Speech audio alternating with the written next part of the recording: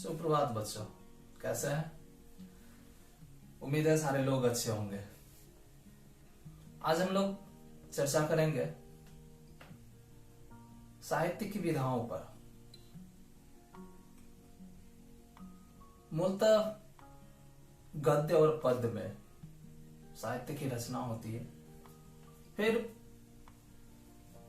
गद्य की भी कई सारी विधाएं हैं, कहानियां, उपन्यास, यात्रा वृत्तांत, निबंध, आत्मकथा, जीवनी, रेखा चित्र, न जाने कितने सारे। अब आज हम लोग गद्य की उसी एक विधा, एक निबंध पर चर्चा करेंगे। आपके हिंदी की पाठ्य पुस्तक में पाठ 3 में है और शीर्षक है इसका प्रदूषण महाविनाशक। आप 6ठी कक्षा में हो और यहां इस रूप में निबंध का देना आपको न सिर्फ उस निबंध के विषय से परिचित करवाता है, बल्कि निबंध लिखने के तौर तरीकों के बारे में भी जानकारी देने का एक प्रमुख उद्देश्य होता है। चलिए आज देखते हैं। शीर्षक है आज का प्रदूषण महाविनाशक। अन्य दिनों की अपेक्षा ही पहले आदर्श वाचन, मतलब कि पूरे पाठ को पहले मैं पढ़ूंगा, फिर उसकी थोड़ी सी व्याख्या। शुरू करते हैं। आज जहां देखो वहां कूड़े का ढेर नजर आता है। मानव केवल उपभोगों पर ही अपना ध्यान केंद्रित कर रहा है, लेकिन आसपास के वातावरण के प्रति उसकी विमुखता ने प्रदूषण को आमंत्रित कर दिया है। मानव की सर्वोत्तम खोजों में से एक है विज्ञान, जिसने मानव के विकास में विशेष भागीदारी निभाई। विज्ञान के चमत्कारों ने बटन दबाते ही सुख सुविधाओं की दुनिया मानव के लिए सजा दी है, लेकिन इस अनुपम भेंट का ही दुष्परिणाम प्रदूषण भी है, जिसने पृथ्वी को संकट में डाल दिया है। आज वातावरण में प्रदूषण की मात्रा बढ़ती जा रही। वायु, जल, भूमि की अशुद्धता ने प्रकृति के संतुलन को डगमगा दिया है। प्रदूषण रूपी राक्षस पृथ्वी को अपने आगोश में लेने के लिए आतुर हो रहा है। आदिम पुरुष प्रकृति का सहचर था। वो प्रकृति के प्रति आसक्त था। उसने प्रकृति को सहभागी बनाते हुए अपनी प्रगति की राह खोजी थी, लेकिन कालांतर में मानव की आशाओं व आकांक्षाओं में अभिवृद्धि के परिणाम स्वरूप वह प्रकृति के साथ खिलवाड़ करने लगा। अपनी विजय और विकास की यात्रा में वह प्रकृति के उपकारों को भूलकर उसका शोषण और दोहन करने लगा, जिसके परिणाम स्वरूप प्रकृति का संतुलन बिगड़ने लगा और पर्यावरण संकट उत्पन्न हो गया। जनसंख्या की वृद्धि, वनों की कटाई, उद्योग धंधों का विकास, अनावश्यक वस्तुओं का अंबार, कूड़े कचरे का ढेर, अस्वस्थकारी चीजों का उपभोग आज पर्यावरण प्रदूषण के प्रमुख कारण बन गया है। मनुष्य ने सुखों की पूर्ति होती जहां एक और वनों को उजाड़ा और वन्य जीवों को विनष्ट किया, वहीं प्लास्टिक के सर्वाधिक उपयोग ने आज कचरे के महल खड़े कर दिए हैं, जो न तो विनष्ट किए जा सकते हैं और न ही वातावरण के लिए स्वस्थकारी सिद्ध हो सकते हैं। आज प्लास्टिक के खिलौने, बर्तन, मोबाइल, कुर्सियां, मेजें, वॉशिंग मशीन, थैलियां आदि अनेक वस्तुएं प्लास्टिक से ही बनी हुई है। आज नदियां नालों में परिवर्तित हो गई हैं। फैक्ट्रियों का रासायनिक मलबा, घरों का मैल, शहरों की नलियों का पानी आदि नदियों को प्रदूषित कर रहा है। जल को जीवन कहा जाता है, लेकिन मानव ने अपनी स्वार्थ सिद्धि के लिए पेयजल को भी संकटग्रस्त कर दिया है। भूमिगत जल की अत्यधिक उपयोगिता ने इस संकट को और भी बढ़ा दिया है। जल की भांति वायु भी दूषित हो गई। फैक्ट्रियों का धुआं, घरों से निकलने वाले ईंधन का धुआं, मोटर वाहनों, इंजन, परमाणु भट्टियों का धुआं कार्बन की मात्रा को निरंतर बढ़ाता जा रहा और वातावरण को विषैला बना रहा है। यह विषैली गैसें मनुष्य के शरीर में पहुंचकर हानि पहुंचाती हैं। वायु प्रदूषण ने सांस संबंधी रोगों जैसे अस्थमा, फेफड़ों का कैंसर आदि अनेक रोगों को उत्पन्न कर दिया है। वनों की अंधाधुंध कटाई ने विषैली गैसों के संकट को गहरा दिया है। आज मौसम अनिश्चित हो गया, कहीं अनावृष्टि अकाल लाती है तो अतिवृष्टि बाढ़ की स्थिति ले आती है। सर्दी गर्मी वर्षा का चक्र टूट रहा है। रासायनिक उर्वरकों और कीटनाशक दवाइयों के छिड़काव ने भूमि को दूषित और विषैला बना दिया है। इन दवाइयों से युक्त फल सब्जी विषाक्त हो गया है। प्रदूषण का यह घिनौना रूप पृथ्वी को निरंतर आंदोलित करता जा रहा है। कभी संगीत की ध्वनि, पक्षियों का कलरव आनंद की मधुरता के साथ ही शांति को भी प्रस्तुत करता था, लेकिन आज गाड़ियों, मोबाइल, रेडियो, टीवी आदि के स्वर ने ध्वनि प्रदूषण का स्तर बढ़ा दिया है। मंदिरों, गुरुद्वारों में कीर्तन मंडलियों द्वारा लाउड स्पीकर चलाकर गाए जाने वाले भजन हो या सड़क किनारे सामान आदि बेचने वाले या उत्पादनों की निरंतर बढ़ने वाली आवाजें श्रवण संबंधी बीमारियों के कारण बनने लगे हैं तथा जीवन में चिड़चिड़ाहट और तनाव की अभिवृद्धि करने लगे हैं। यद्यपि मानव भविष्य में आने वाले संकट के प्रति सचेत होने लगा है, जिसके फलस्वरूप सारे विश्व से प्रदूषण की समस्या को रोकने के लिए उचित कदम उठाए जाने लगे हैं। 5 जून की तिथि पर्यावरण दिवस के रूप में मनाई जाती है। औद्योगिक क्षेत्र में किसी भी उद्योग को लाइसेंस देने से पूर्व पर्यावरण विशेषज्ञों की स्वीकृति, धुएं तथा अन्य प्रदूषणों के निष्कासन की समुचित व्यवस्था को अनिवार्य कर दिया गया है।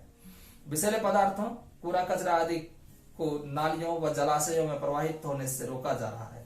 सरकारी व निजी संस्थानों द्वारा संचालित अनेक कार्यक्रमों के माध्यम से देश की जनता को जागरूक किया जा रहा है, लेकिन आज भी हम प्रदूषण के प्रति सचेत नहीं हुए हैं और निरंतर प्रदूषण के स्तर को बढ़ाते जा रहे हैं। यदि हम प्रदूषण की रोकथाम करना चाहते हैं तो सबसे उत्तम वृक्षारोपण की विधि अपनानी होगी, क्योंकि जितनी अधिक संख्या में वन होंगे उतने ही जल्दी हम प्रदूषण की समस्या से जूझ पाएंगे। कहा भी गया है कि वृक्ष प्रदूषण विनाशक होते हैं। पर्यावरण को विकृत व दूषित करने के लिए हम मानव ही उत्तरदायी हैं और हमें ही इस समस्या को दूर करने के उपाय सोचने होंगे। प्रकृति के लिए हानिकारक चीजों का उपयोग बंद करना होगा, जैसे कि पॉलीथीन या प्लास्टिक का उपयोग। जल, वायु, भूमि, आकाश की स्वच्छता को बनाए रखना होगा। हम सबका कर्तव्य है भावी पीढ़ी को स्वच्छ पर्यावरण प्रदान कर हम ईश्वर की रचना को और अधिक सुंदर बनाएं। यह पाठ संपूर्ण हुआ। सुजीता सक्सेना ने लिखा है इस निबंध को। यहां सुजीता सक्सेना ने सभी तरह के प्रदूषण के बारे में चर्चा की है।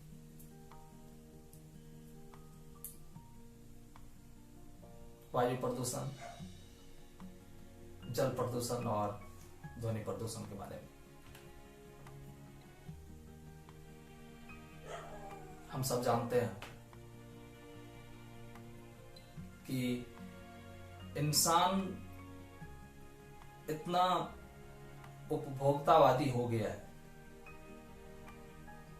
इतना सुविधा भोगी हो गया है कि उसने अपने इस महत्वाकांक्षा की पूर्ति के लिए प्रकृति को करीब करीब विनष्ट ही कर दिया है। आप कहीं भी निकल कर देखें, कहीं भी जाएं आप, और कहीं जाने की भी जरूरत है कहां, आप घरों में रहें तो आप प्रदूषित वातावरण में हैं, अपने घर में भी हैं तो भी चारों तरफ से उठने वाले धूल और धुएं आपके घरों को भी नहीं बख्शते। चारों तरफ से आने वाले शोर आपको परेशान करते हैं जब आप अपने घरों में भी होते हैं। तब भी आप जो भोजन करते हैं, आप जो पानी पीते हैं, अमूमन हर कहीं प्रदूषण फैला हुआ है। सारी चीजें प्रदूषित है। और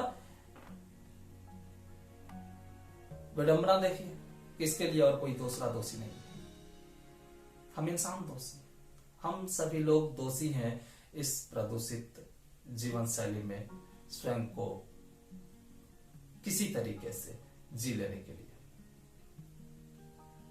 हम रोना रो सकते हैं और रोते भी हैं कि वायु प्रदूषित थे, जल प्रदूषित थे, ध्वनि प्रदूषण है इतना, लेकिन कभी हमने स्वयं खुद से ये कभी प्रयास किया कि हम इन चीजों को बढ़ने से रोकें? क्या वायु प्रदूषण को रोकने के लिए हम अपना एक छोटा सा योगदान कभी स्वीकार करते हैं? क्या हम मोटर वाहनों को छोड़ करके कभी साइकिल से चलना स्वीकार करते हैं?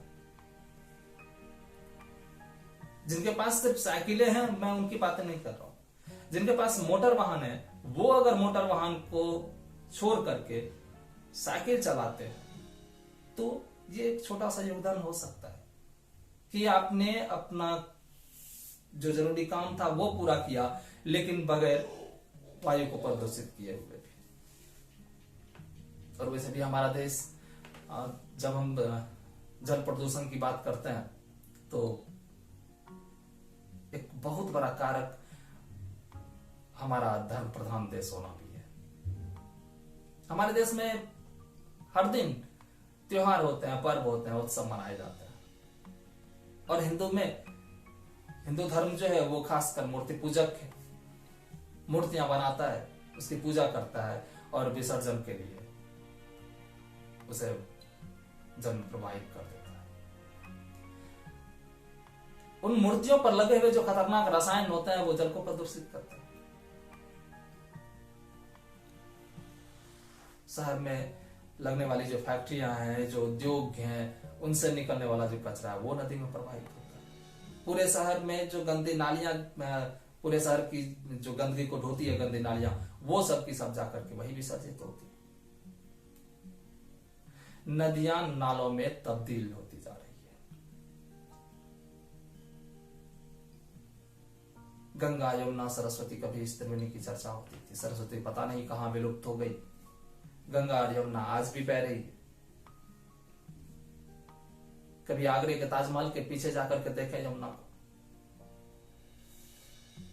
एक गंदी बदबूदार मैली नाली से ज्यादा बेहतर नहीं है वहां पर यमुना की स्थिति। और इन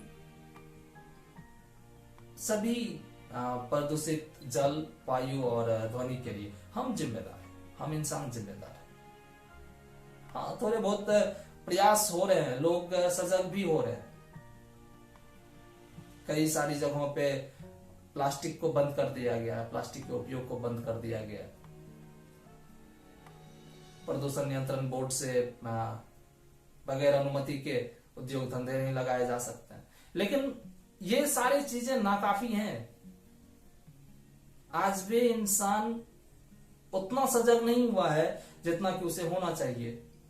और ये हम सबों की जिम्मेवारी बनती है आज की पीढ़ी की कि हम प्रदूषण के प्रति सजग हों और अपनी आने वाली पीढ़ी को एक स्वस्थ और खुशहाल दुनिया दें।